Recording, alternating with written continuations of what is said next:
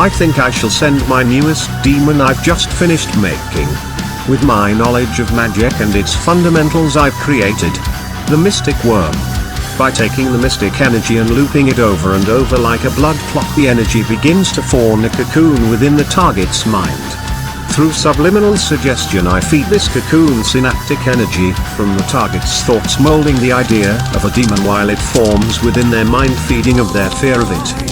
First it will seem like a tumor until it transitions from feeding from thought to brain matter to help it grow in size, then come bursting out of their forehead, with one thing on its menu, and can you guess what it'll look like?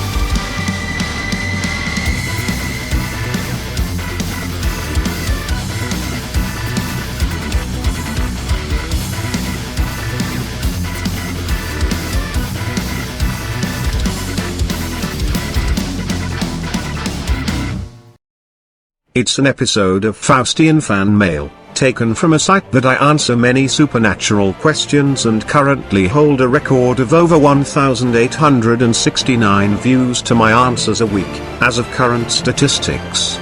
So I have picked the best questions and answers I had given them and put it into a video for a kind of FAQ for those curious to of these questions. Does dark magic have the ability to influence people's thoughts or mind? No, not directly. Magic is in essence the source of energy that, among many other things, is responsible for the elements' formation, as in the elements were a byproduct of this energy. This energy exists in a state of symbiotic balance with the elements, that in turn, absorb and focus, sometimes converting the mystic energy into other frequencies and forms. The elements are necessary for the mystic energy's flow, and in turn the flow of mystic energy creates the elements as a byproduct of its flow, maintaining their eternal existence. So these energies of magic, both white and black, do not directly interact or hold control over mankind's thoughts. However, it can do so through a conduit or filter such as the spirits of the deceased. But such things requires the living will of a spellcaster in order for this mystical mechanism to work and hold influence over a person's mind. Is using the Ouija board dangerous? To know what lay within the Ouija board is to know the answer to that question. It is said that long ago, in the War of the Second Heaven, when the great red dragon Tiamat, the beast, or the Leviathan, was defeated and cast down from heaven by Michael, that the battle ended up destroying the passage into heaven. Michael grabbed hold of that old dragon and they crashed through every plane and realm of existence. Upon each realm they entered and then exited like a star falling from one plane through to the next. When they entered a realm, the other angels tethered and bound the serpent down with their angelic magic and sealed each form of the dragon from each realm behind a symbol or sigil that held within it the compiled essence of that plane of existence version of the dragon. At that time there were 7 realms of existence, each represented by a corresponding element. They were earth, air, fire, water, light, darkness and life essence. Each element and its associated attributes for the dragon were tied down and tethered with a symbol, and those symbols were interwoven into what we now call the Ouija board. The beast was hung from a pocket universe created between this realm and the spiritual realm. Over time the Assyrian discovered this being trapped between 2 rivers of the dead and believed him to hold power over death because of his imprisonment and called him Set. Later the Egyptians discovered this being also and entitled him Apep. The Amalekites called him Angram-Eru. When the firstborn of Egypt died in the 10 plagues, it was the ancient Babylonia serpent god, Set, the great enemy of Moses' God, that they called upon to raise the Pharaoh's son from the dead. So you ask if there is any danger found within the Ouija board. In telling you the purpose of its design was to peer into the bottomless pit and make sure the dragons stayed chained, you tell me if that sounds dangerous to you. How do you exorcise demons from your past? By facing them. You must come to terms, whether it was your fault or not, with what has happened to find the source that was responsible. If it was someone else's fault and you were convinced or coerced or manipulated into what it is that happened that plagues your conscience and your sleep so much, then you must come to a realization what it is that happened and where exactly were you responsible and where you weren't. First you must forgive yourself by coming to terms where you were wrong and how to make sure you do not make that mistake again. After that you must confront the ones who were responsible for what had happened and the price you paid for their deeds, and find a way to overcome the burden that still lingers in your heart because of it. Only then can you free yourself of the shackles of the past that bind you. Doing this will release any hold or claim a demon may have taken hold of in your past. Once you relinquish the tie that binds him to you, then he will lose his power and control over you. Have you ever, in your position as the keeper of the infernal realm, had any supportive proof to the existence of alien life? That is a very good question. The answer is yes. Occasionally I have seen the periodical emergence of a life force whose concept of its own self-image and residual memories not only do not seem human but no place on Earth I've ever seen.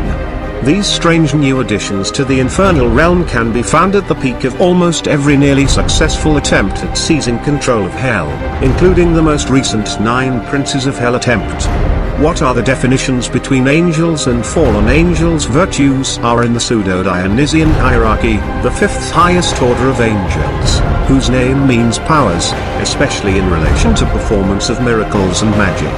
The primary tasks of virtues are to execute miracles on earth and provide courage, grace, and valor. According to Pseudo-Dionysius, virtues are one of the 10 orders of the blessed. They carry out the instructions of the dominions. Through virtues, God governs the seasons, elements, and heavens, though lower orders of angels have direct responsibility for those tasks. The angels of the ascension are virtues. According to the life of Adam and Eve, 2 virtues, excellencies, and 12 other angels helped Eve to prepare for the birth of Cain. Angels who rule the order of virtues are Baabiel, Michael, Eliel, Raphael, and Uzziel, and Satan prior to his fall. Agrippa says that humans receive power from virtues that strengthens them and enables them to constantly fight the enemies of truth. Virtues are equated with Malachim and Tarshism in Hebrew law, and they are sometimes referred to as the Shining Ones or the Brilliant Ones.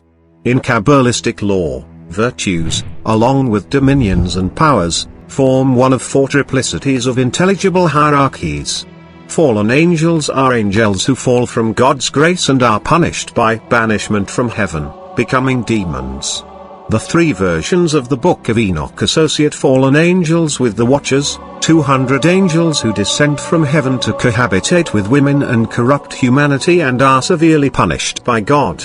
2 Enoch speaks of 4 grades of fallen angels. 1. Satanael, the prince of the fallen one. Satanael was once a high angel who thought he could be greater than God and thus was cast out of heaven on the second day of creation. He is imprisoned in the 5th heaven. 2. The Watchers, who also are imprisoned in the 5th heaven, dejected and silent. 3.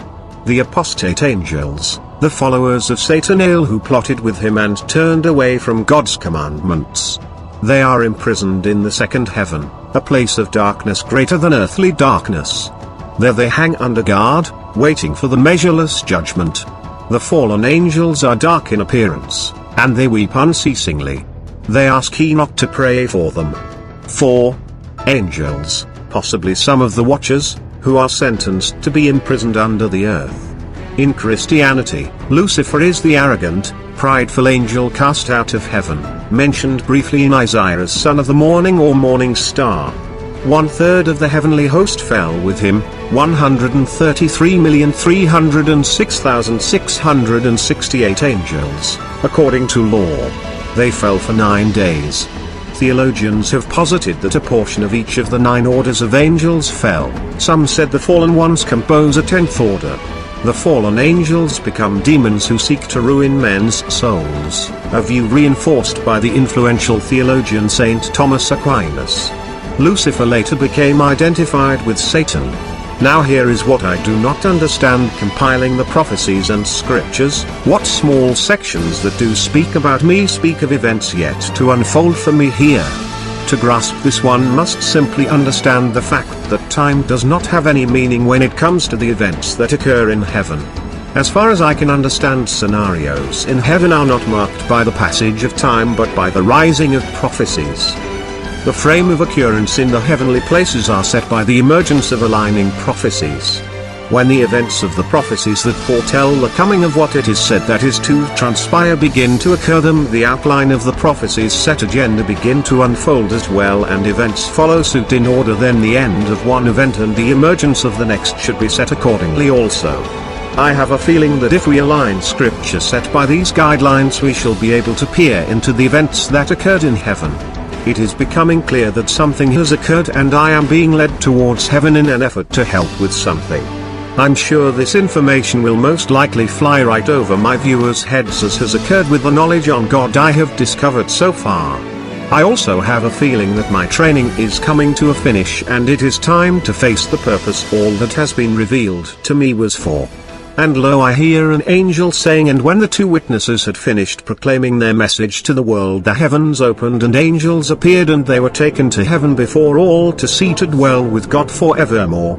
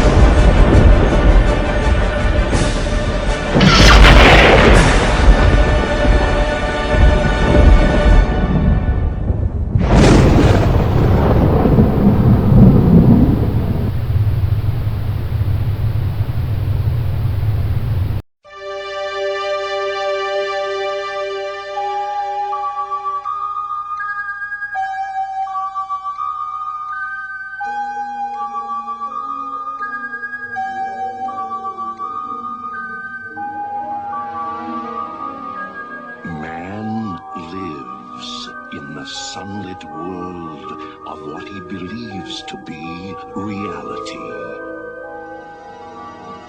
But